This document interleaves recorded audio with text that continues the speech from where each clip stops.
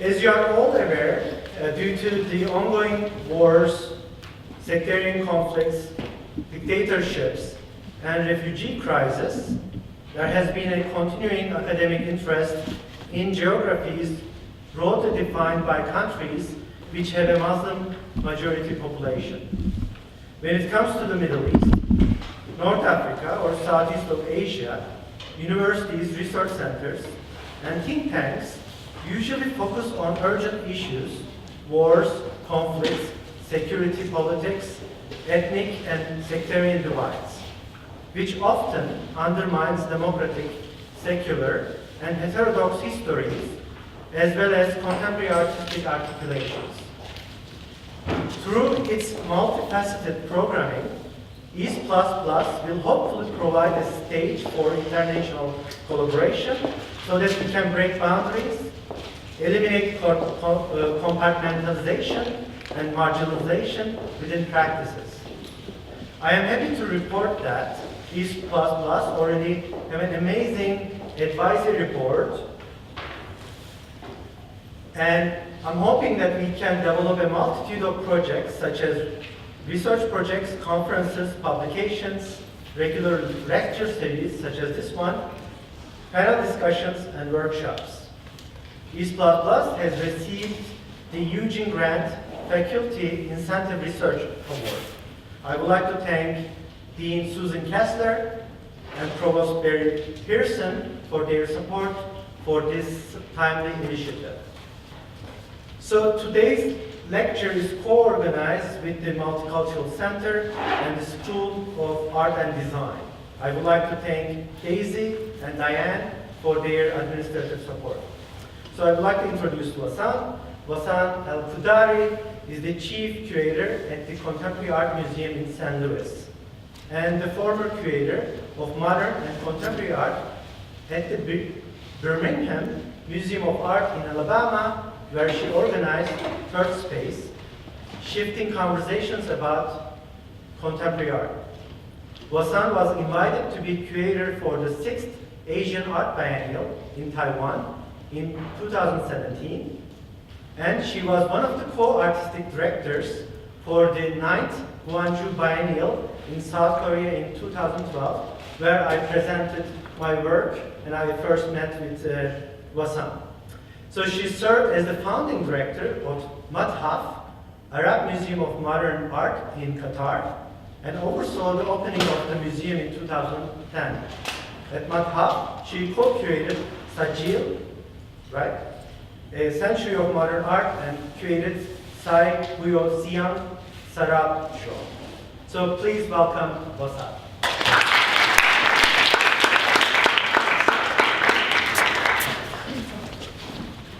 Thank you.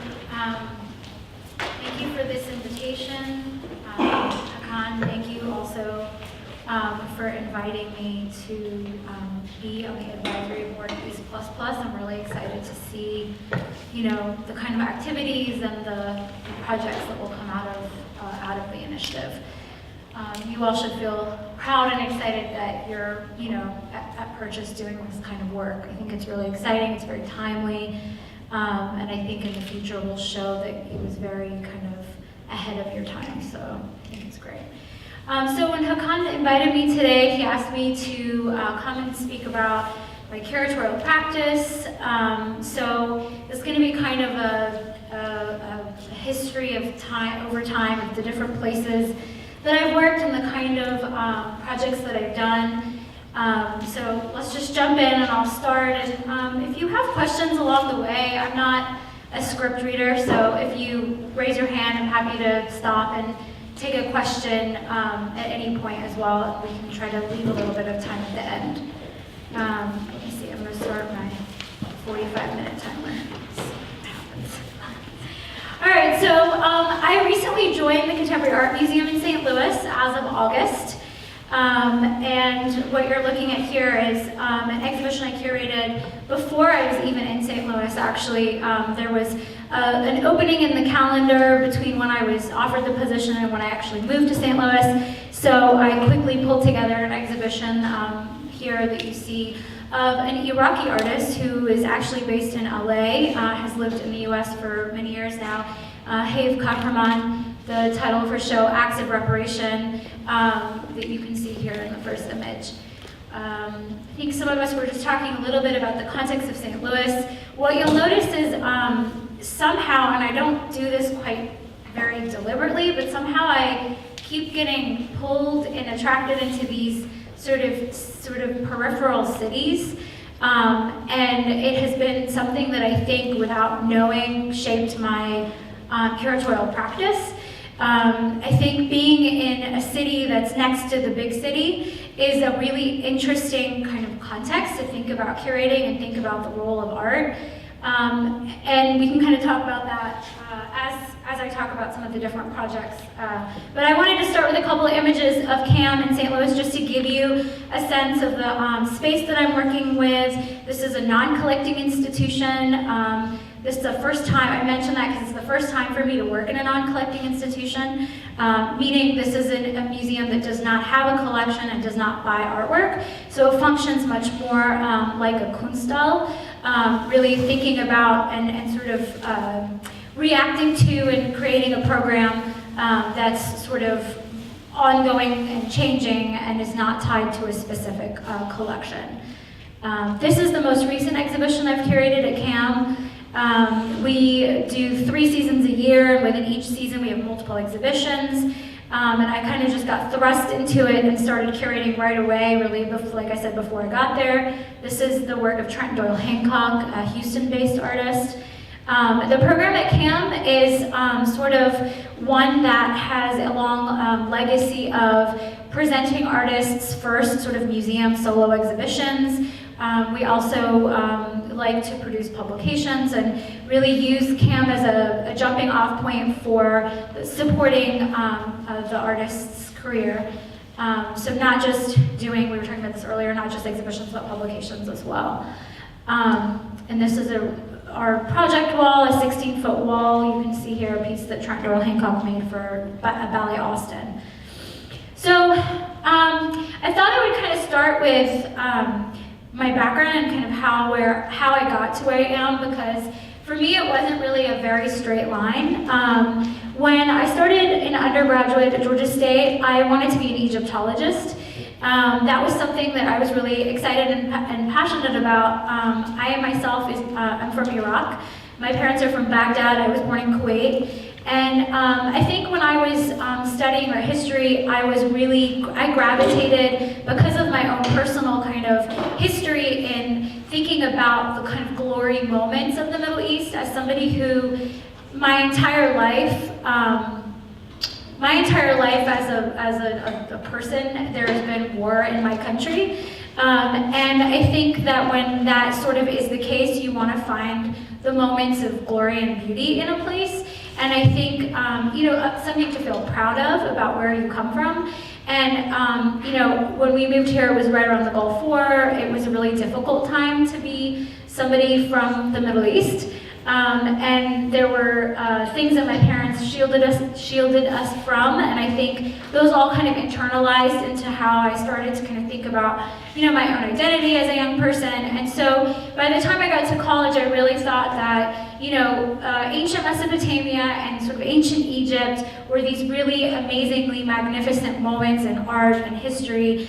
And so that's where I decided to focus. But I got a scholarship to go to the American University in Cairo. And it was there that I, during, in between classes and during the kind of, archaeological visits we were doing, that I was, finding the contemporary art galleries and realizing, as a young person that there was obviously, you know this, but you don't realize it, that there's contemporary art everywhere. And I was frustrated by the fact that in my college education, nobody was talking about that. That I wasn't learning about contemporary art in any place except for the West. And so that's when I decided that I wanted to kind of focus my energy, and I thought at the time I wanted to be a professor, and I was going to do my PhD, and so I went on to do my master's, first in Islamic art, because a lot of modern and contemporary artists from the Middle East, especially modern, that period of modernism in the Middle East, artists were very inspired by the past, and I felt that in order to really kind of know the references that artists were making, I would need to understand the past. And so I went to London and studied at the School of Oriental and African Studies, a wonderful university, and studied Islamic art while kind of continuing to think about contemporary art in the Middle East, modern and contemporary art in the Middle East. It's kind of weird to say this, but you know, the internet didn't have that much stuff on it yet in relation to this subject matter. And so it was really about kind of being scrappy and trying to like meet people and find this information. It was not as easy as it is now. But you know, looking at the past and looking at you know, Baghdad as a place that was a center for art in the Middle East for a very long time, that was really inspirational to me. And so, you know, here I just put these couple slides in because I feel like, you know, these are things people don't see enough. This is an artist, Ismail Fatah, who's no longer alive. The Al-Shahid Monument, the Martyrs Monument in Baghdad, a picture from 1983. And then another amazing public art sculpture, sort of frieze by Jawad Salim, Freedom Monument from 1961. So, you know, there's this like, all of this. I was frustrated as a student because I was like, there's all this stuff and I don't know about it and I don't know how to find out about it and nobody's teaching me about it in school. And so I kind of embarked on my own sort of journey of how to get to that information. And I guess it's one of those things where when you put it out into the universe, something kind of happens. And I was working at the Brooklyn Museum here in New York, and I found out about an opportunity to apply for a job in Qatar. There was what you're looking at here is the facade of Mathaf, the Arab Museum of Modern Art, which I did not go to Qatar thinking I was going to be the founding or director of this museum. I was hired to be a curator, and it was this huge jump for me to, you know, for my first kind of curatorial position. But I took the job and left the PhD behind because based on a mentor's recommendation that I'll never forget, you know, the PhD will be there, but this experience may never come again. And she, I remember, said to me, you know, if it doesn't work out, worst thing is you quit, come back and write a book about it. And I was like, oh, okay, I could do that. So I jumped kind of into the deep end, really. Got to Qatar and was not working in this building. I was working in like a villa where a prince in the royal family had been collecting modern art, so specifically what I was interested in. He was collecting modern art from the Arab-speaking countries. And there was over 6,000 objects in these two villas that he had sort of retrofitted as like studio space and collection space. And I just like got there and didn't really know kind of what I was doing, and I had to teach myself a lot. There was no collection management database, so we didn't know how many works there were or what works there were. And so it was a really, really big job, and in 5 years I was there. The first few years was, you know, understanding the collection, figuring out what kind of museum we wanted to make, and then the museum opened in 2010, and then I stayed for 2 more years. So I'll show you a couple projects from that. One of the things that I'm really proud of with Mathaf is that we used an existing building for the museum, and so what you're looking at is actually a school, and we did this sort of scaffold intervention over the facade because the idea was that this was going to be a temporary building until they could have their Starchitect building, but I really tried to divert the plan for the Starchitect because I felt that it was really important that we worked in a space that felt sort of to human scale, and all the schools there were built exactly the same. It was one architectural plan, and all the schools were based off of that. And there were actually people that remember going to the school, and you know, when we opened, would be like, "Oh, this was the cafeteria. It used to be really ugly brown color. It looks really good now." And so there was something important about the scale and the relatability because contemporary art was a very new thing in that context. And I want to just be really specific that, you know, contemporary art in the Gulf is fairly new, but not in the rest of the Arab world. You have to remember that, you know, the Gulf, so countries like Saudi Arabia, Qatar, the United Arab Emirates, Bahrain, Oman, these are all countries that have a history of, you know, Bedouin tribes, so people moving around the land constantly. So they're not quite the kind of places where there's this long history of collecting art and establishing museums like Baghdad and Damascus and Cairo and Beirut, these cities that have a longer history of that kind of thing. So it was important that we didn't try to like open this giant building with a giant facade with scary steps, and then shock people with all that and expect people to want to come. So I felt like this was a really big kind of achievement because, you might say like, what's the big deal? You built a, PS1, great, good for you. But in that context, people did not reuse buildings at all. They just knock it, they're like, oh, this is an old building, it's from 1990. We'll just knock it down and make you a new building. And I think the stigma that also comes with it is, oh, you didn't get a new building, it must not be an important project. And so there's a lot of kind of different things to remember about the context of where you're working and how to sort of understand or come to the level of who your audience is and how you can, because if you turn them away from the beginning, there's no opportunity for engagement. So it's just a kind of side point of that. The first exhibition we did in the building was called Sajjil, A Century of Modern Art. Sajjil is the title of a poem by Mahmoud Darwish, a Palestinian poet, where he writes, Sajjil an Arabi, record, I am an Arab. And so it felt like the right kind of way to start with this collection that it was probably one of the hardest things to curate because it's not something where there are books about this material. I mean, that's changing now, so this was in 2010. More and more, we're having scholars focusing on this material and more scholarship that's entering the field. But early at this point, we were really trying to piece together a history across a really wide region. And so we tried to kind of organize the works in some loose kind of groupings that looked at ideas around landscapes, this first gallery was around a particular movement called Hurufiyya, where artists were so huruf are letters, so it's this inspiration from the letter and from calligraphy as a starting off point. The central gallery was devoted to supporting artists, so Sheikh Hassan Al-Thani was the prince who collected this collection of work that's now the formation of the museum. And one of the things that he did in the 90s was invite a lot of artists from Baghdad. There were really bad sanctions imposed on Iraq by the US and other countries, and so very basic things could not enter the country. And so he was inviting artists to come to Qatar and giving them materials and saying like, make art, make art. So that sculpture, that really large monument I showed in one of the first screens, that artist, Ismail Fattah, he was one of the artists that came and actually ended up living in Qatar for a long time and making a lot of work. So this gallery was devoted to kind of the history of this collection being one that is supporting the production of art and sort of almost, we call them an informal residency. He didn't realize he was having a residency program, but essentially that's what was happening.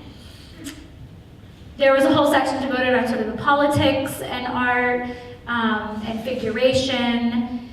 And so the other thing that we did when we opened, because things are very grand in the Gulf, you can't just do one thing, you have to like do 500 things and then some. So when we opened the building and the show that I just talked about, Sajjid, we also opened an exhibition called Told, Untold, Retold.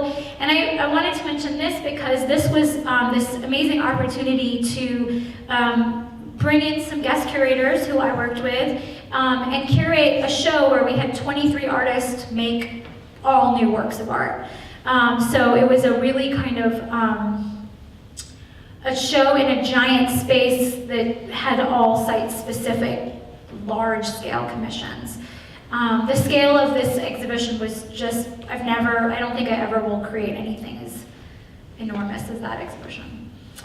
And then a couple years later, sort of the last project I did in Doha was this exhibition that I curated of Saibo Chang's work. Many of you may know him as he's a Chinese artist based in New York, Many of you may remember the big show he had at the Guggenheim with the cars suspended in the atrium.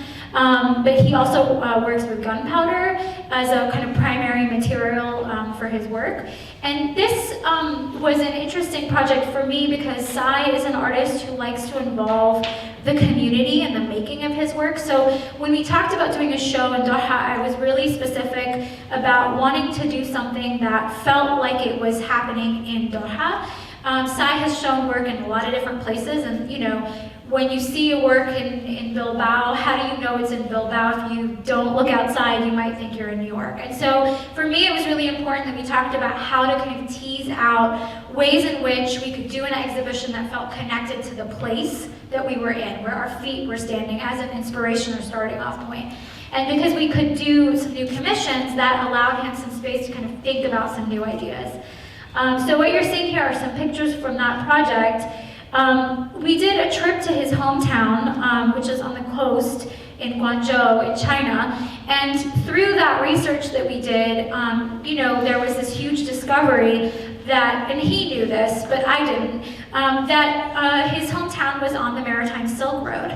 And so if you know, we often talk about the Silk Road on land, but of course there was also the Silk Road on sea. And there was a lot of exchange that we found historically between China and the Middle East, which also we kind of know, but it's really mind-blowing when you like land in a place. For me, it was very foreign, and then like seeing all this Arabic and being like, oh my God, this is crazy. These are grave stones from a cemetery. So what you see is that there are obviously people who must have gone there and stayed and then eventually passed away and were buried there. This is a facade from a mosque that's still standing. It's not a functioning mosque anymore, but so there is still an existing Muslim population in this community. And so he used this as a kind of starting off point, and a lot of the works for the exhibition became this sort of kind of homage or kind of paying tribute to the lives of the people that may have passed away, whether they were Chinese that came to the Middle East and never went back, or the other way around. And so he wanted to create the work with volunteers. So a lot of the people you see in this picture are volunteers. This was a piece called 99 Horses, which was kind of interesting too. Sai said, you know, I'm going to do this piece with 99 horses because, you know, 99 represents infinity in our culture. And I was like, well, 99 represents the 99 names of Allah in our culture. And so, you know, there were some of these things just became natural kind of things that happened. And then some of them were really about being deliberate about how we can think about the work in the context that we were in. So a lot of the people you see in this picture are volunteers. You know, the way that he makes this work is by, you know, layering gunpowder. He uses, you know, I think it was like over 20 different types of gunpowder, because depending on what it is, he gets a different effect on the paper. So he'll do the drawings, then they'll lay the gunpowder, and then lay sort of paper and cardboard, and then ignite the whole thing. And then it's through that process that you get what's left on the paper. You can imagine how easy it is for a curator to import 25 different types of gunpowder into the Middle East. Super simple, easy task. But you know, we'll do whatever we have to for artists to do a cool project. That was very challenging. We used a lot of gunpowder in the making of these works. Not only on the paper pieces, but this is a porcelain work that you can see. Where he was trying a new technique of putting the gunpowder on the porcelain. Here he spelled out a word, and then the whole thing ignites and you get the picture. So what you can see here is you can see the different kind of variations of colors. Those are the different types of gunpowder. There's that piece that you just saw in its final installation in the gallery. So I like to play this little video because it gives you a kind of a sense of the scale of what this project was and how many people were involved.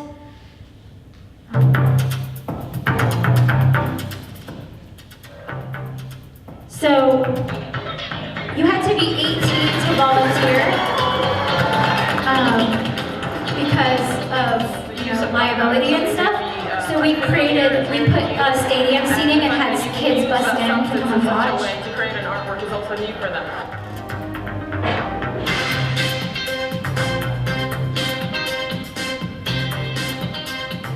saw the videos on YouTube, and I was really amazed about how you can make art with gunpowder.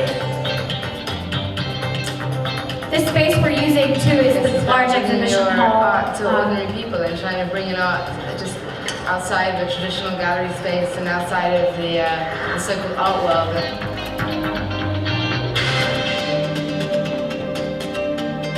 I think it's very exciting. I think it's something which is quite avant-garde and different.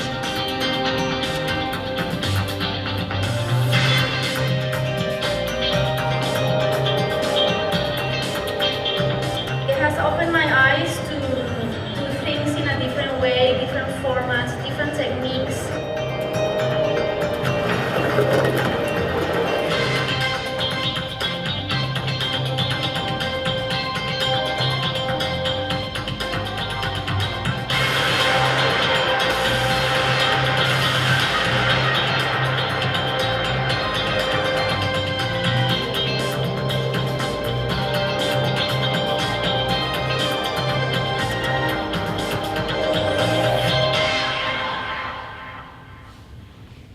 So that just kind of gives you the sense of the scale of the project and the number of people that were involved in it.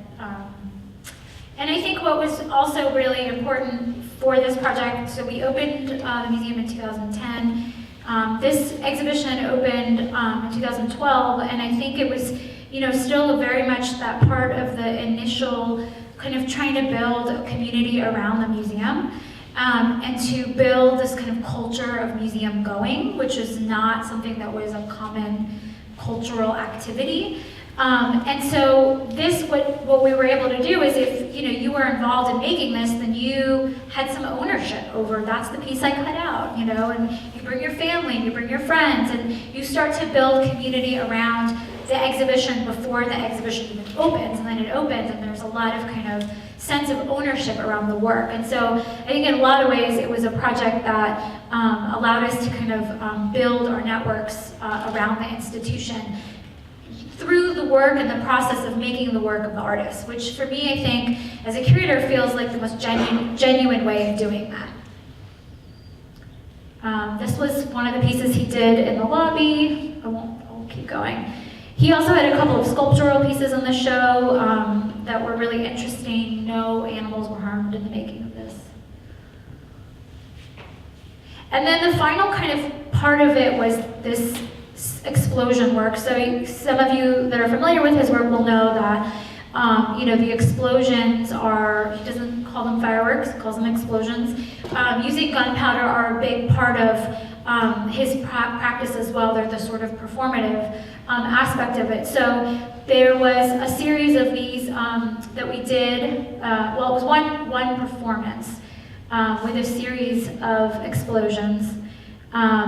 It was called Black Ceremony. And again, it was this idea of like, an homage to the lives. So gunpowder is used as a celebratory, so doing kind of like fireworks and exploding gunpowder in China is something that happens a lot around big, festivals and New Year's and things like that. So it's very celebratory, but it also kind of pays homage to. And so that was kind of his goal with this Black Ceremony.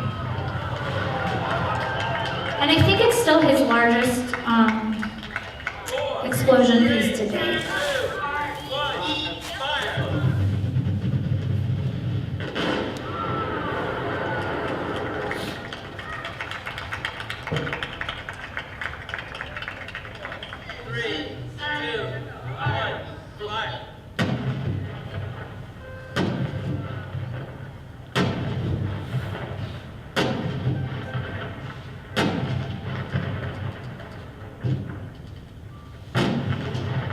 This site was right by the museum. There's just lots of empty land.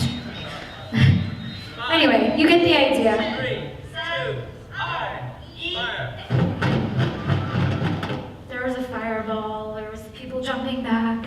But it was, I think this was a project that, as a whole, this exhibition was really difficult because it required not only bringing in gunpowder, but, we worked, those rocks that you saw all came from from China. They made this symbolic journey back to the Middle East. So there was a lot of logistical challenges, but I think in the end the work was really well received because people felt like they could find a connection to it because they immediately recognized something in Arabic or something that had a reference point for them, and then they were willing to kind of go there with the work and give it that chance. After I left Doha, I was already working on and had been invited to be one of the co-artistic directors for the Gwangju Biennial. And Hakan mentioned that was when we first met, and I had invited Hakan and his collective to create a work for the biennial. So here's a kind of picture of the outside of that space. What is kind of well, the hardest thing about this project was there were this many curators. It's really, really hard to curate with lots of other people. I like curating with other people. I actually enjoy collaborating more than working solo. But this is a lot of people to curate with. And so, you know, the story for me about this project is that, you know, when you have a lot of people that you have to come to an agreement with, it's almost impossible. So what we did was we came to the final theme, was the round table, essentially because we couldn't come to a conclusion around, you know, any other theme that we could all agree on. So so the idea that year was they wanted to invite female curators from different parts of Asia.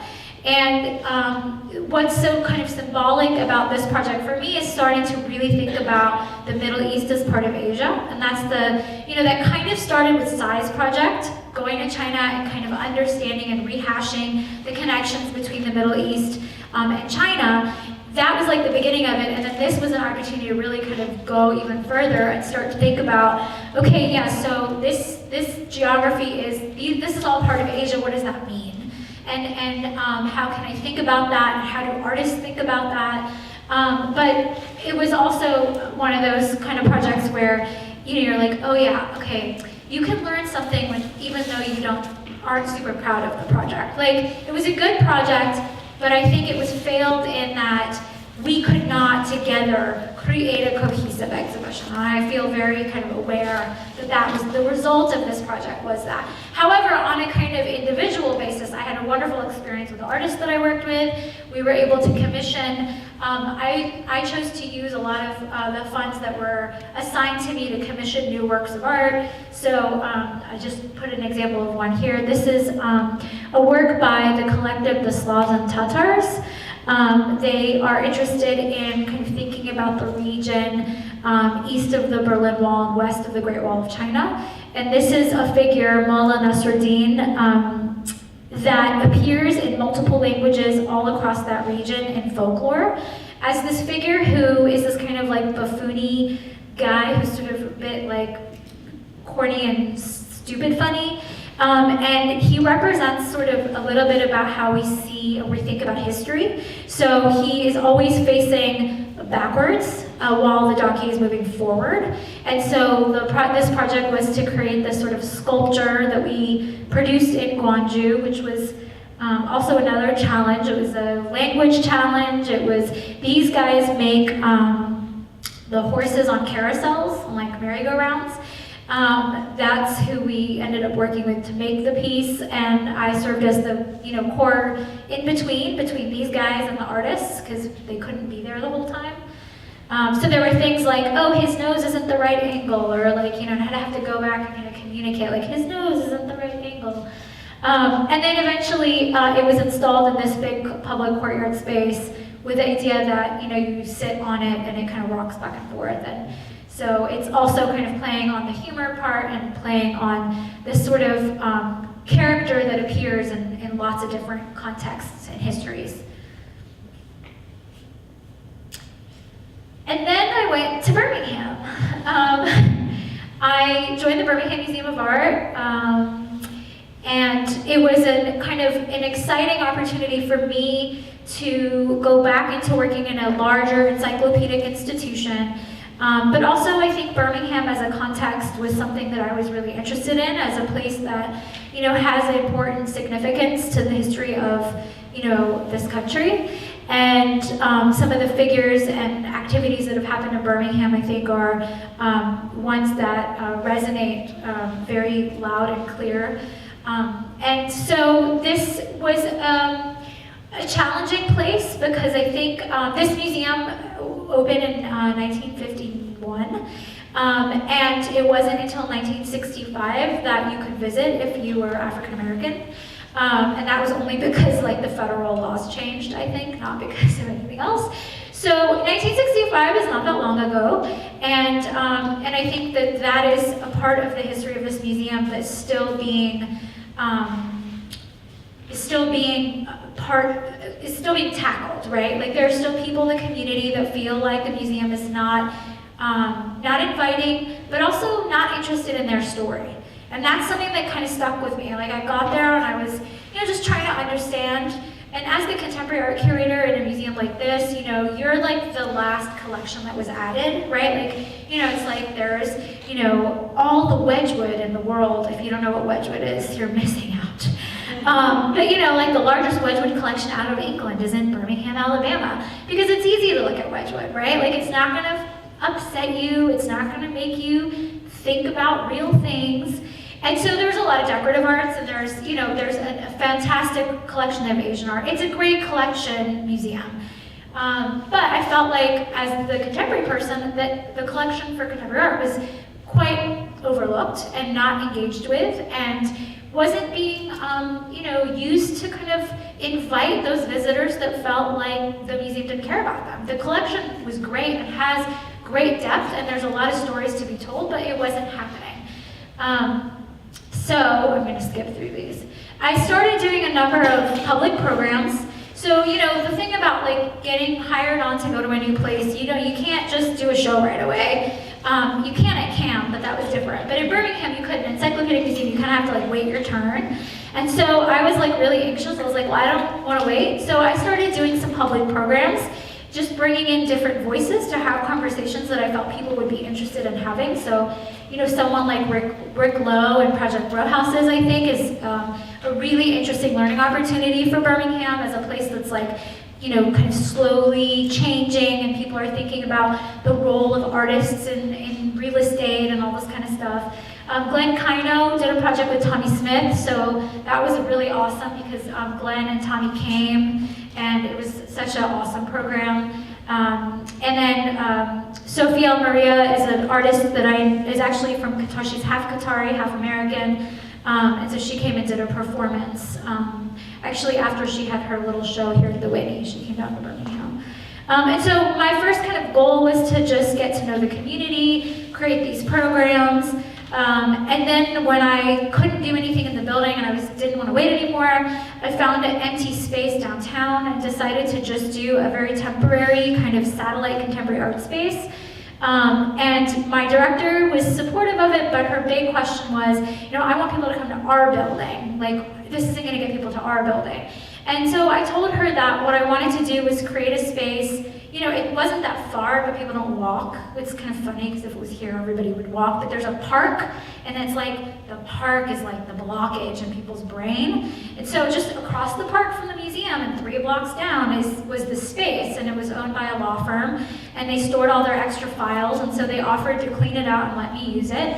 And so we decided to, and I got a couple colleagues to work with me, and I learned that, one, I wanted to create relationships outside of the museum, not tell people this was a museum initiative off the bat, and then hopefully bridge them back to the museum. So create that relationship outside of the kind of weightiness and history of the building, and then hopefully kind of tie it back to the museum and the building.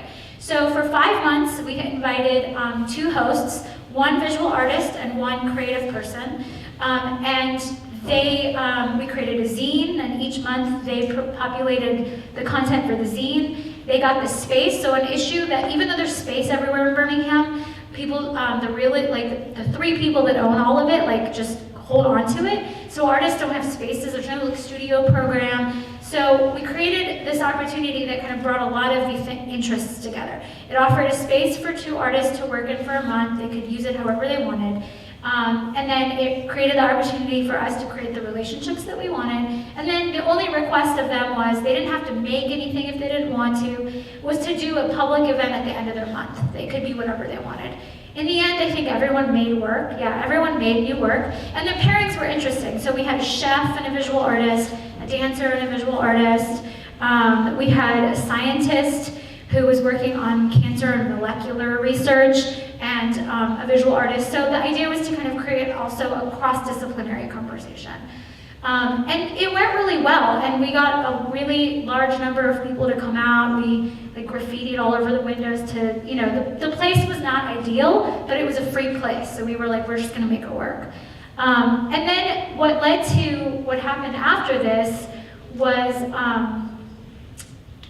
the big exhibition that I ended up opening before I left my position there. And it worked because all of those people that we created those relationships with at Shift in that alternative space ended up being so excited, and they all came to this. And so when we had the opening for this exhibition, it was the largest number of people that came to an opening in like the last 10 years at the museum. And so there was something about, you know, almost sort of like sticking it to the man, like, see, people care about contemporary art in this con. Because there's a site, it's very easy to be like, well, people don't really care about contemporary art, or there's not that many people interested in contemporary art. And, you know, there was a little bit of like, you know, I'm not going to say it, you know, I'm not going to say anything. So third space, I think I mentioned when I first started talking about Birmingham that there was this great collection, and I really wanted to think about the collection because I felt like it was so discussed and underrepresented. So I set some parameters for myself to create an exhibition using the permanent collection, but I didn't know how or what. And so as I kept kind of thinking about the ideas that kept shifting in and out of my context, you know, and reading a lot about, you know, what was happening and some of the writing coming out of the group that was curated Documenta. And, you know, this idea that when you're in a place like Birmingham, it's always, you know, it's like you never forget you're in the South. It's like people always want to remind you, you're in the South. And when they talk about the South, it's so much about the South in relation to America, like the United States of America. So it's never really the South in relation to something else. And so I was really interested in looking at the American South in relation to the global South, and trying to talk about some of the kind of commonalities, and to look at the American South through a post-colonial lens, which is, you know, became complicated because there's a lot of issues of pride around the American South and the history of the South. So I had sort of like my cornerstone people that I was reading and thinking about. Homi Bhabha first, because third space, the title of the show, is actually a term that he coined. But also Frantz Fanon and Edward Said. And so I was interested in kind of thinking about how we could think of the American South through a post-colonial lens and kind of think about the post-colonial condition and compare it to other spaces that also have the same kind of condition. So if you think about the American South has, you know, the Black Belt. The Black Belt is the poorest counties in the country are there. People don't have access to water. There's a lot of people living in trailers, you know, access to education. And these things are like not things I think as Americans and definitely as Southerners people are not proud of and they don't want to talk about. But also there's this sort of sense of like, you know, the war, and it's like I had to remind the docents when I was giving this lecture, people were a little upset. They were like, well, what do you mean? I'm like, you lost the war.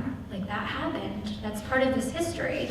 And I think there's a lot of having to confront that is like still very, I mean, the docents are definitely a particular group of people. They're retired white women for the most part, but you know, that's part of your audience when you're doing these kinds of exhibitions.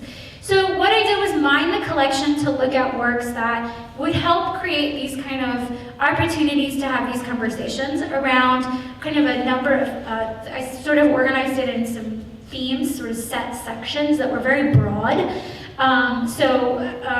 Section on representation and identity, one section on landscape, we looked at history, and tried to draw parallels between, things that have happened in other sort of spaces and how they've influenced the South, and also how things that have happened, how those in Tiananmen Square looked at the civil rights movement, how these things don't happen in bubbles, that we're all sort of, there's a kind of shared human experience that I was trying to go after, but like nowhere in any of the exhibition text did you see Frantz Fanon, Edward Said, or Homi Bhabha, because the thing is, the other challenge as a curator is you may have these kind of complex ideas, but like you have to find a way to communicate them to a general audience. So the exhibition catalog you can buy and read, the more kind of academic, work where I try to contextualize it within all these theories, but like in the exhibition space, the language and the themes, you might say, oh, great representation, that's so boring, but those are the kinds of ways to kind of pull your audience in to get them to kind of think about something in a way that maybe they haven't thought about before. This was one of the key pieces in the show, Jose Bedia's work. And so these are all works that are in the museum's collection, and many of them either have never been shown before or were shown for 3 months and then put away again. And so I mentioned I did a catalog it's just coming out now, and it's the first time that a lot of these works are being published, and I commissioned a number of essays as well, so there's a couple of different essays, and you can read and look at some of this work. This is Sue Williamson's work, an artist who was based in South Africa for most of her life, so drawing parallels between apartheid and civil rights movement. And then I'll just quickly mention too this commission. So there was one work that I commissioned for the show, which is this sort of wooden piece that you see these two people sitting on. There is a wonderful program in Alabama at Auburn University called Rural Studios. Rural Studios is a design-build architecture program, and a lot of what their mission is and the work that they do is to use sustainable materials, recycle materials to create new sort of this idea that architecture is for everyone, that everyone deserves to have nicely made things, and that it shouldn't be something that's out of reach. And a lot of the work that this particular project was called the 20K Home, and the 20K Home is something that came out of their understanding of the need for homes in rural Alabama and Mississippi. Most people live in trailers, and trailers are not good for the environment, but they're also not good for your psyche. And so they did some economic research and realized that the kind of average price that people could pay for a home is $20,000. And so they set out to design a house that could be made for $20,000. So what you're looking at here is the model at the bottom right-hand corner. They make these homes and then they give them to people. And so their kind of whole practice felt like it fit into the ideas of the exhibition. So I approached them and said, I know this is a little untraditional, but would you guys be interested in me commissioning you to make something for the exhibition that could be interactive in some way, but this is the budget, this is the time, what do you think? And they were very excited about it. And the project they came up with was to take this ongoing 20K Home project that they have. What you see in the top left is all the materials it takes to make a 20K home. Everything can be purchased at Home Depot or Lowe's. They're all 2x and 4x, and there's no custom materials.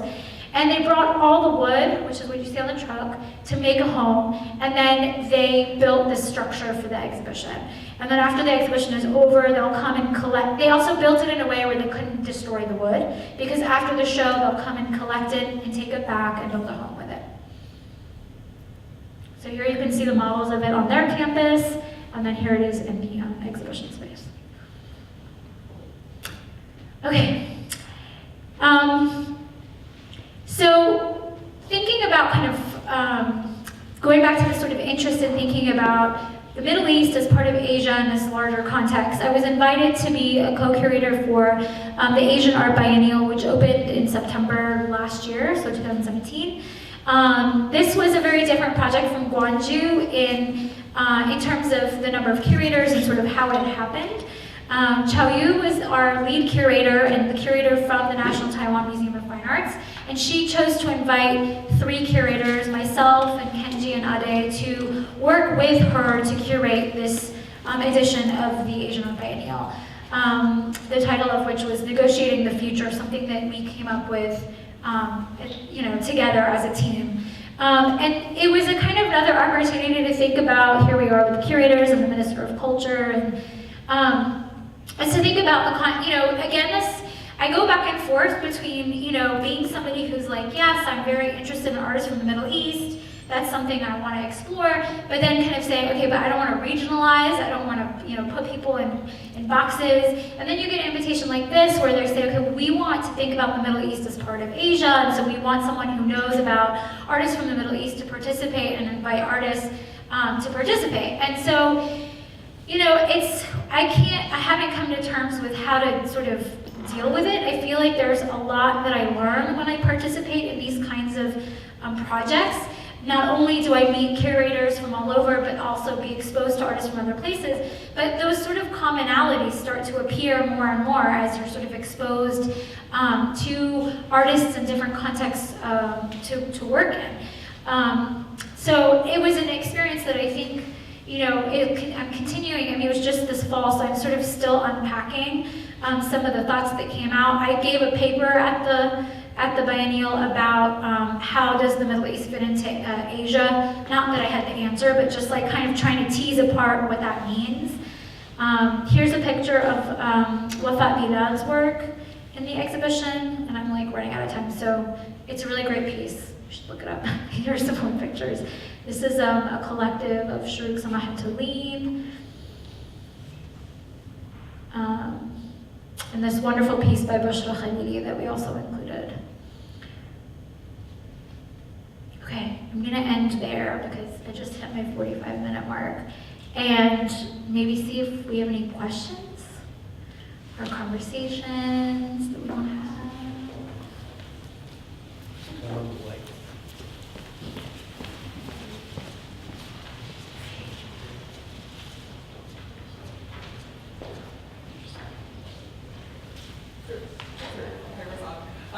So I actually worked at the Contemporary Museum in St. Louis as an intern. So I explained my question. Literally every third person I meet is like, I worked at the Contemporary Museum in St. Louis. That's amazing. I have a huge family. You do. And so I guess the question would be really interesting to hear because so much of what you talked about has been about the work that you've done in context and in thinking about the place. And what are some of the things that you're thinking about in relation to St. Louis in particular? And then also what it means to be in a Kunsthalle in St. Louis. Yeah. Well, so I've been there for 6 months. So I got there in August. So I'm still fairly new. And still have to GPS my way around town. So I can't, I'm not gonna act like I know, what exactly I want to explore, but I think that I came to St. Louis, and I think some of us were talking about this right before the lecture. I came to St. Louis, about a year after quite a controversial thing happened in my institution with the exhibition of the Kelly Walker work, Drive.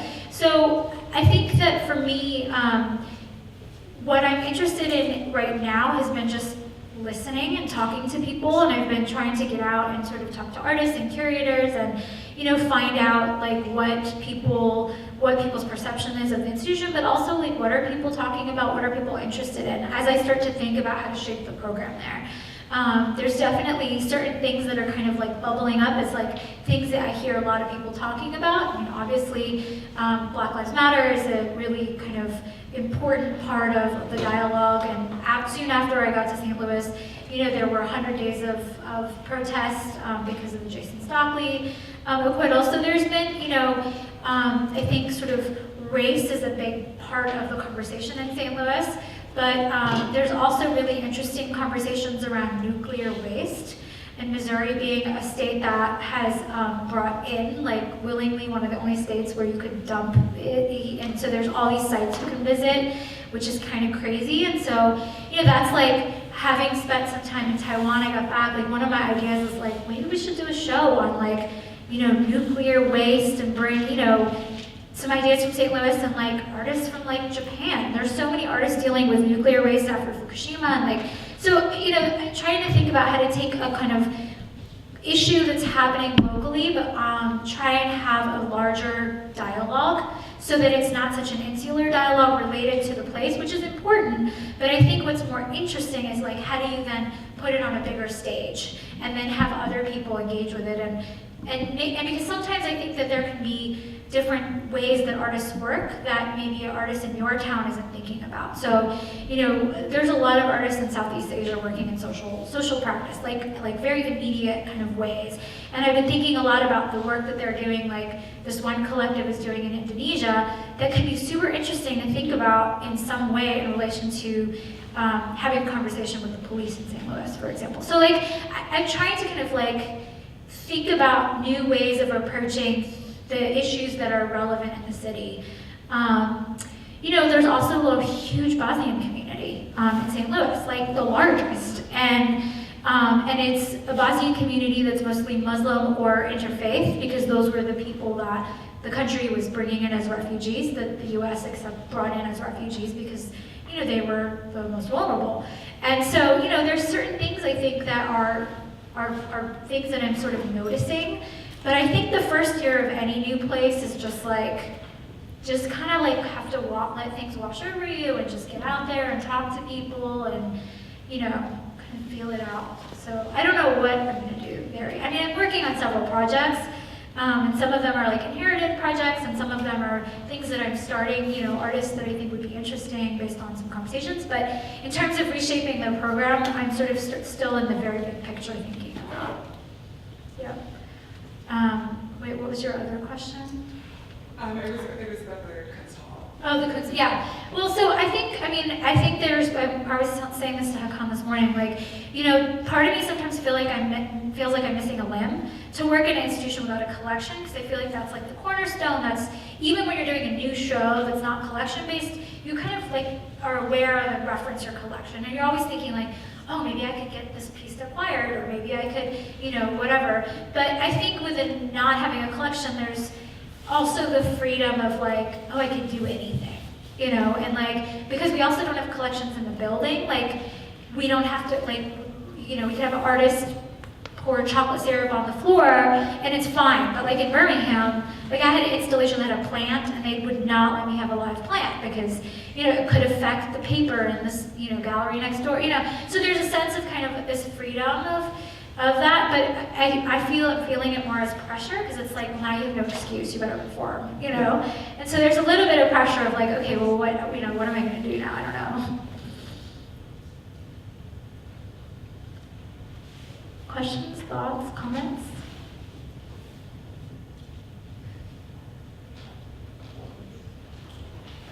Okay. Do you have a question? One question, Yeah. last question maybe. Yeah, go ahead. So what do you think that curating, I mean, the title is Curating in the Middle East and Curating in the South. What are the kind of challenges, similarities? Like, do you feel some, because there is a stigma, obviously you mentioned that. Yeah. And then being in the Middle East, there is a stigma too because of the ongoing wars, and also like stereotyping, etc., etc. So do you find your approach or experience in the Middle East help you to kind of succeed in a way in the South? I think that, you know, I think every place I've worked has its like, you know, thing. So, you know, Birmingham is not Atlanta, but also like Alabama has a lot of stuff that people, you know, like when I got there, people would see, we're not all like barefoot or whatever. Like, I never thought that, you know, like there's a kind of anxiety, I think, around that. Every place has its own thing. In the Middle East, especially when I was working with the sort of modern works from the collection, one of the things that, there were lots of challenges. I would say the commonality in a lot of the places I've worked, but maybe not St. Louis, is the contemporary art is still, not St. Louis, but in Birmingham and in Doha, I think contemporary arts had a stigma of being something that was going to be, you know, naked people and political things, and oh my God, we don't want that, you know, like that's too controversial. And I think like for Third Space, I was really trying to show, also there's an idea that contemporary art is all abstract. It's all like Yves Klein and like, you know, just, you know, squares of colors, right? And I think so so I felt like that was something I had to kind of push back against, but it happened naturally because the work in the collection was doing that. So like, you know, like there were so many stories, and so it was just like showing that work, and it sort of fixed it. One of the things that was a challenge that I think is, you know, also different, similar but slightly different in each place, is this idea of a preconceived idea of what people should be making. So, you know, you think about people coming to the South and this idea of like, oh, it's all self-taught artists using recycled materials. Which, yes, that's there, but that's not everything. And when you think about that in terms of the Middle East, you think, oh, everyone thinks it's going to be calligraphy. Like, it's all just beautiful calligraphy, you know?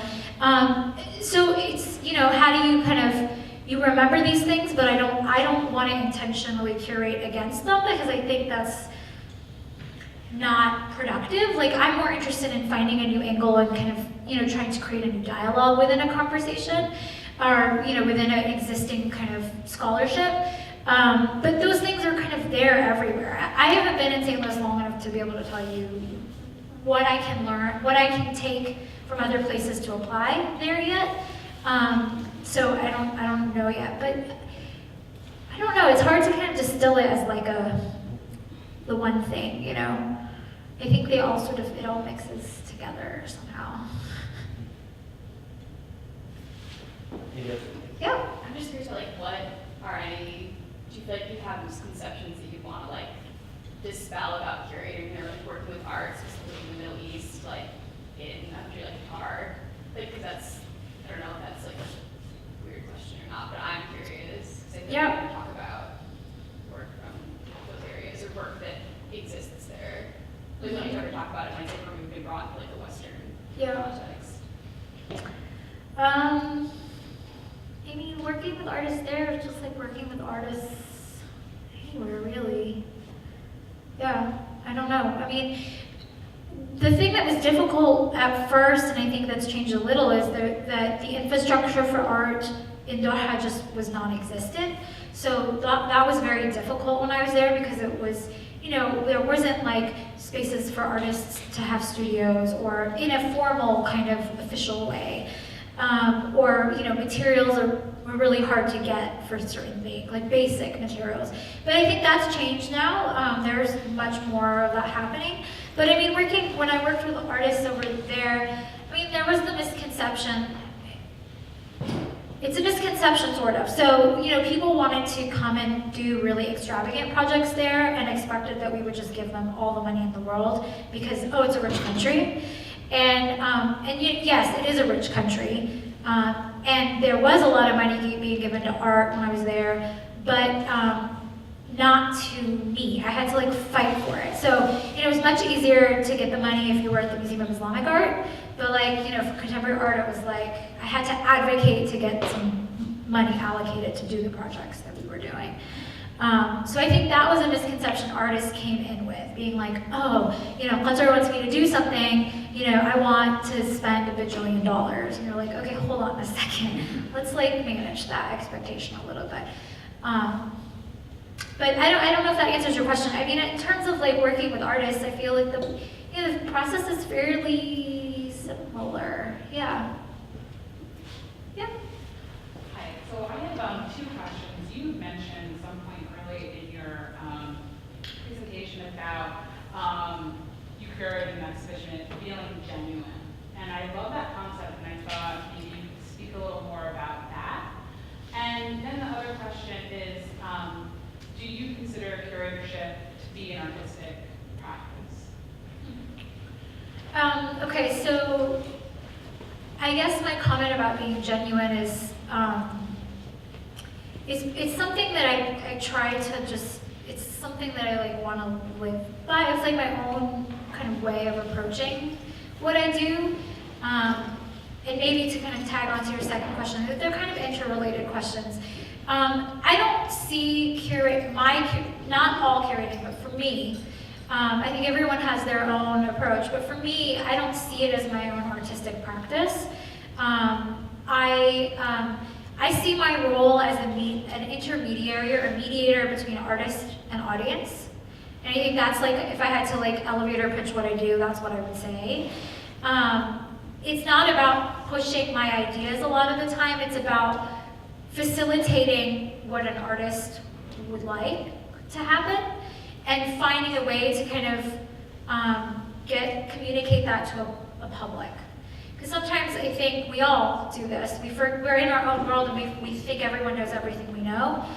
But the general public, often walking into your museum, might not have a lot of the references. And it's not to say that they're not smart, it's just they're not in that same orbit. And they're coming in to see the work because they want to see or learn something new. And so my role is to think about how to create the opportunity for that engagement to happen. So that's my role. And I think, and that doesn't always happen that way. So like with Third Space, it was really about my ideas, right? They need a group show like that from an existing collection. So it depends from project to project, but when you're working on commissioning new work or a solo exhibition or working very directly with one or a few artists, it's about kind of that engagement with them. And I think the genuine thing is just trying to be honest about what you do and remember that it's not about me, right? Like, we're all here today and you're all listening to me for a really long time, but it's not about me. I'm just kind of in the background, the ideas, there's this platform and we're working together to kind of bring new ideas, engage with new people, create good experiences or challenging experiences for people, and to try and fall into the background a little bit through that process. Yep. I have a sort of more technical question for you. Okay. I have a group of students here from a class called Artist as Curator, and I'm just curious about if you could talk a little bit about, for those people who don't know really the job of the curator, what kind of skills and kind of tasks are you doing? Because you've had this great experience working both at the sort of biennial kind of project-based model, but then you're also in the museum model. Can you talk a little bit about the distinctions between those types of projects and also just physically and mentally and organizationally, what kinds of things you have to be good at to do your job? Yeah, a lot of things, actually. I feel like there was probably a time where curators really could just do research, and that's just part of it now. So yeah, you're right in that, each of these different projects has its own set of conditions. So, working in a museum where there's a collection, your responsibility obviously is for the collection, but also then for, rotating things that are always on permanent. So, you have your permanent gallery, and you have to, paper has to rotate every 3 months. So you're kind of constantly thinking about, okay, I have to think about these rotations, what's going to go up next, how am I going to curate it? But then having a collection is like a never-ending project because you've never finished researching whatever you're responsible for. The records are never full. Every object has a record. You're responsible for working with the registrar to upkeep the records and keep the research up to date. That's a big part of it. And then pitching new exhibitions when you're in an encyclopedic or large museum is a long process that requires presenting things to multiple departments and convincing people, why this is within your own institution, why this is a good idea, and then also, being able to kind of be a public spokesperson for it. So not only in your institution, but then you have to go raise money for it. So a huge part of our job is to raise money. Maybe for a long time that was just a director's job, but as a curator, we're very much responsible for raising money in a collecting institution for acquisitions. So in Birmingham, I would make multiple acquisitions a year, and you have to find work for the collection that makes sense. And I used to always try to tell myself, okay, what is important? What work would I imagine would rise to the top today if I was looking back in 20 years, And then it's okay, and then how does it fit into what we're collecting and convincing people, convincing galleries to send the work on approval, presenting it, having a dinner where everyone's, just wants to talk about what's pretty over their sofa and being like, this is the work we need to acquire. So there's a lot of kind of convincing, there's a lot of diplomacy, we were talking about that a little bit today. You don't always agree with the people that are on your board, but they're on your board and they give you money. So, there's also, especially in times like these where, artists are tasking us and saying, where are you getting the money from? I don't want to do the project if it's coming from this place or that place or that place. But then it's like, we have no money and the government's not giving us money, so if Monsanto writes us a check, are we really going to say, no, we need the money, we're a small institution. So, there's a lot of kind of, it makes you have to challenge your own, belief systems and ideas, and that can be really hard sometimes. What else? So in a biennial, it's totally different because you're sort of like, helicoptered in, and it always feels really weird because that often feels very ingenuine. It's like, here you are, like flying into some town where you don't know anyone. Like when I did Gwangju, I tried to go and I stayed there for 3 months, and I really tried to kind of, understand the space as much as I could in a context like that. But biennials are different because every time it's different. You don't know what you're doing. You don't know what you're walking into because you don't know the existing politics. Gwangju has a government foundation for the biennial, so it's like super bureaucratic. And Taiwan was very bureaucratic, but their work style is very different. And I think something that I really enjoy is like having to go to new places and work, because it's not like visiting a place when you work there. It's like totally different. So biennials, you kind of just have to like hope for the best a little. I think after Gwangju, which was like such a shit show, if you remember, the installation was just a complete giant nightmare. I kind of went to Taiwan with this sort of expectation that, just go with the flow, don't freak out, because you kind of have to. But I was like a little bit younger, and I kind of was like, what am I doing? And I think Gwangju, they weren't really prepared. There was like 6 curators and 1 lighting crew and like 200 artists being like, light mine next, light mine next, It's like 3 a.m., the opening is in the morning, and I'm like, fuck me, like, what am I doing, And it's kind of hard because then in that moment, you're just like, you want the artist that you brought to be happy, but you can't actually do anything because you're just like stuck between, this giant bureaucracy that's like, oh, you're a woman and you're young, we don't care about you, and then your artists who are just like, want their work to be the best it can be because the press is showing up in the morning. Fair, I get it, So it's like a learning thing every single time, but you wear a lot of hats and you don't just get to hang out talking about art all the time. Let's just be clear. There's budgets, I'm in the middle of budgets right now for next year. There's a lot of administrative work and logistical work, and but I have to say I've enjoyed it so far. It's my honeymoon phase, but at CAM, as a contemporary museum, like I don't have to convince people that I work with why what I'm doing is important. So that's already like one problem out of the way. There are challenges around raising money, which is hard. Also we have a really small team, and our registrar, who also like does exhibitions, is just like an anomaly of a registrar, because whenever I'm like, hey, do you think we can do this? She's like, yes. I'm like, you are not a registrar. The registrars are no people. They say no to everything. So, so there's already a different culture at CAM, and it's almost a little too yes. And I'm like, okay, we're gonna start saying no. So I'm trying to put more policies in place as the chief curator, formalizing more things.